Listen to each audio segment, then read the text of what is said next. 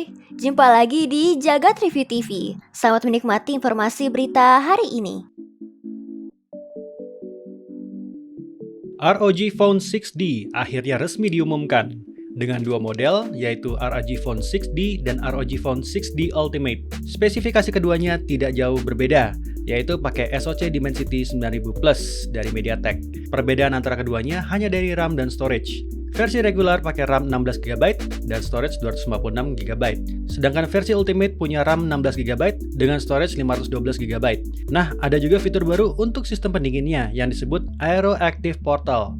Ini adalah celah sirkulasi udara dengan sistem buka tutup. Untuk pendinginan yang lebih baik saat terhubung dengan aksesoris Aero Active Cooler. Saat diuji dengan memainkan Genshin Impact di 60Hz dengan menggunakan Aero Active Cooler selama 1 jam, suhu ROG Phone 6D hanya sebesar 36,9 derajat Celcius. Ini diklaim lebih rendah 3,4 derajat Celcius dari ROG Phone 6 regular dalam mode yang sama. Asus akhirnya resmi mengumumkan kehadiran ROG Phone 6 edisi terbatas bertemakan Batman. Memiliki spesifikasi yang sama dengan ROG Phone 6 atau 6D, perangkat ini hadir dengan balutan warna hitam dan tampilan antarmuka bertemakan superhero asal DC Comics tersebut. Selain bodi dan tampilan perangkat, paket penjualannya juga menghadirkan serangkaian aksesoris unik bertemakan Batman. Salah satunya proyektor bat signal mungil, SIM ejector berbentuk logo kelelawar, hingga aero case dengan tema Batman. ROG Phone 6D edisi Batman ini akan dibanderol sekitar 17 jutaan rupiah per paket, dan saat ini hanya tersedia untuk wilayah Eropa lebih dahulu. Belum ada informasi perihal ROG Phone edisi Batman yang menggunakan Snapdragon 8 Plus Gen 1 untuk sementara waktu. Xiaomi disebut akan merilis secara global smartphone Xiaomi 12T dan 12T Pro. Belum ada tanggal perilisan keduanya, tapi disebut di bulan Oktober mendatang. Keduanya akan hadir dengan chipset kelas atas, Dimensity 8100 Ultra di Xiaomi 12T, dan Snapdragon 8 Plus Gen 1 di 12T Pro. Nah, bisa jadi salah satu dari dua smartphone ini akan masuk ke Indonesia. Karena salah satu entry dari Xiaomi di situs TKDN yang masuk bulan Juli lalu, kemungkinan besar adalah Xiaomi 12T series ini. Siapa nih yang sudah nggak sabar nunggu smartphone terbaru Xiaomi 1 ini? Tunggu tanggal resminya ya.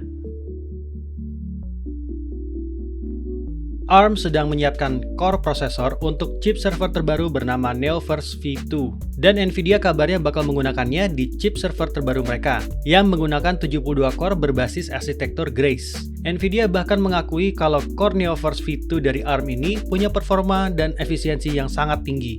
ARM menyebut kalau Neoverse V2 ini punya performa energi terdepan di pasaran, yang dibutuhkan pada workload cloud dan HPC. Saat ini, prosesor server berbasis platform ARM memang masih minim di pasaran, dibandingkan dengan platform berbasis x86. Persentasinya hanya 5%, tapi bukan tidak mungkin di waktu mendatang bakal lebih banyak lagi prosesor server yang menggunakan platform ARM berkat peningkatan performa yang ditawarkan. Instagram menguji coba fitur baru bernama GIF. Ini adalah cara baru monetisasi atau cara mendapatkan uang di Instagram. GIF ini akan hadir di Reels yang diupload pengguna, tapi belum diketahui bagaimana kita bisa mendapatkan fitur tersebut. Cara kerjanya sih kemungkinan bakal mirip dengan yang ada di TikTok. Ini bukan pertama kalinya Meta menghadirkan opsi monetisasi ke Instagram.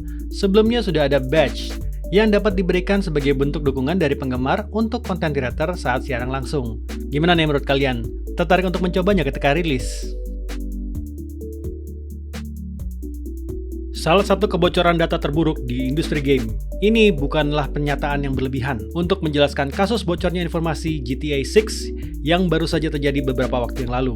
Mengingat sang hacker mengklaim dirinya sebagai hacker yang sempat membobol data Uber sebelumnya. FBI pun mulai aktif ikut menyelidiki kasus peretasan yang terjadi pada kedua perusahaan raksasa tersebut. Menurut informasi yang dibagi oleh Uber, hacker tersebut diyakini merupakan kelompok Lapsus dan merupakan hacker yang sama sempat membobol nama besar seperti Microsoft, Cisco, Samsung, Nvidia, dan Okta di masa lalu.